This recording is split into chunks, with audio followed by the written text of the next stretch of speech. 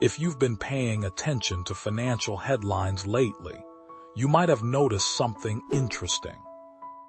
Gold has been quietly climbing again, not in a loud, meme stock kind of way. Not with the hype you see around cryptocurrencies.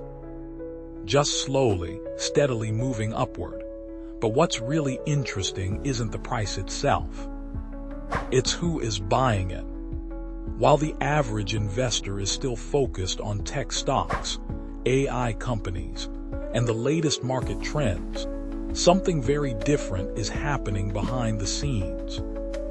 Central banks, institutional investors, and some of the wealthiest portfolio managers in the world are increasing their exposure to gold.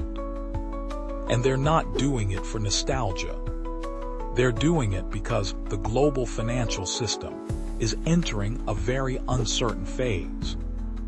So the real question is, what do they see coming that most people do? Let's break it down. First, we need to understand something important about gold. Gold is not just another commodity like oil or copper. It plays a completely different role in the financial system.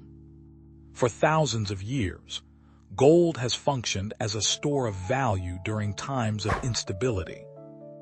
Whenever confidence in currencies, governments, or financial markets starts to weaken, gold tends to attract attention again. And right now, the global economy is showing several warning signs. Government debt is exploding. Interest rates are still high compared to the last decade. Inflation has cooled from its peak, but it's far from fully under control.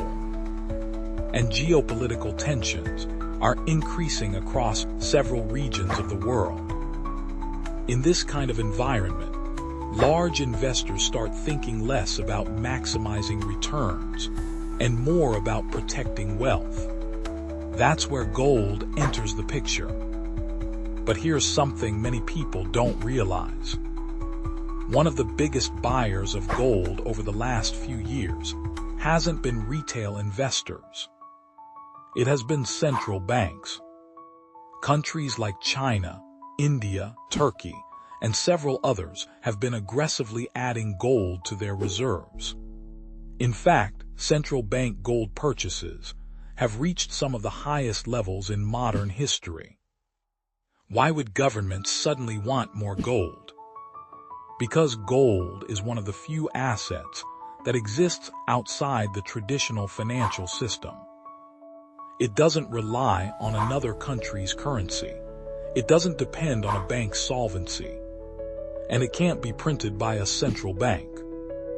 In a world where geopolitical alliances are shifting and financial sanctions are becoming more common, many countries want assets that are neutral and independent. Gold fits that role perfectly, but central banks aren't the only ones paying attention. Large institutional investors are also quietly increasing their exposure. Not necessarily by putting their entire portfolio into gold, but by allocating a small percentage as a form of insurance. Think of it this way. If the economy continues growing and markets keep rising, gold might not outperform stocks.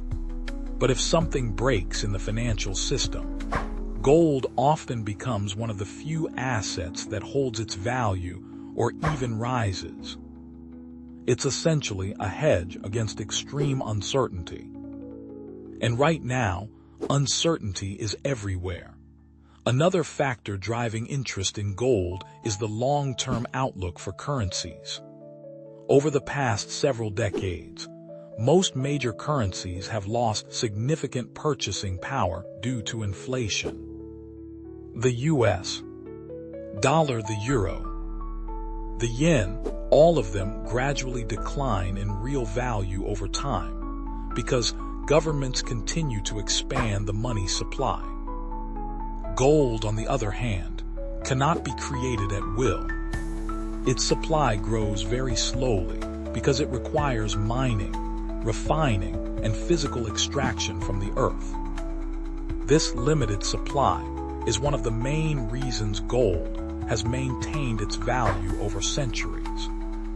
So when investors start worrying about currency debasement, gold becomes attractive again. Now, some people argue that Bitcoin has replaced gold as the new store of value. And it's true that Bitcoin has gained enormous attention over the past decade. But many traditional investors still see gold as something fundamentally different. Gold has a 5,000-year track record as a store of wealth. It has survived wars, empires, financial crises, and currency collapses. It's also less volatile than most digital assets. For institutional investors managing billions of dollars, stability matters just as much as potential upside. So while some portfolios now include both Bitcoin and gold, many large investors still view gold as the ultimate financial insurance policy. There's also a psychological element to gold that shouldn't be underestimated.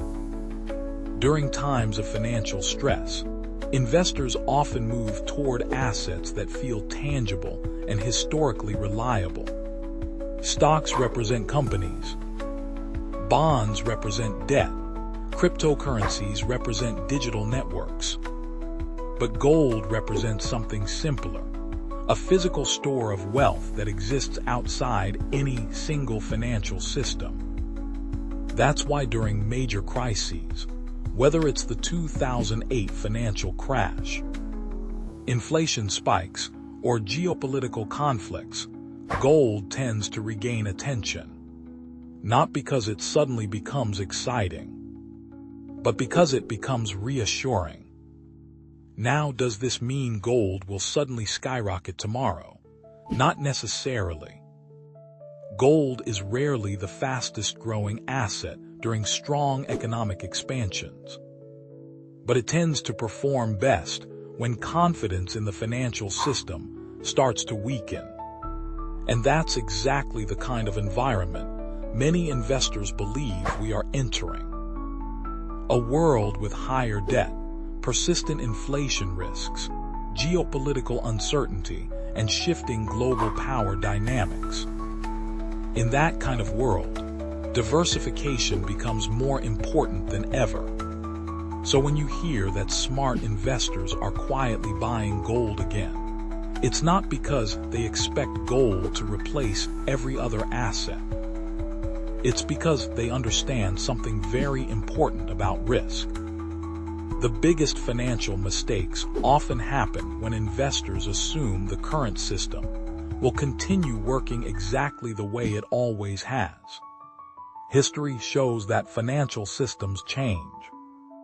Currencies evolve, markets go through cycles.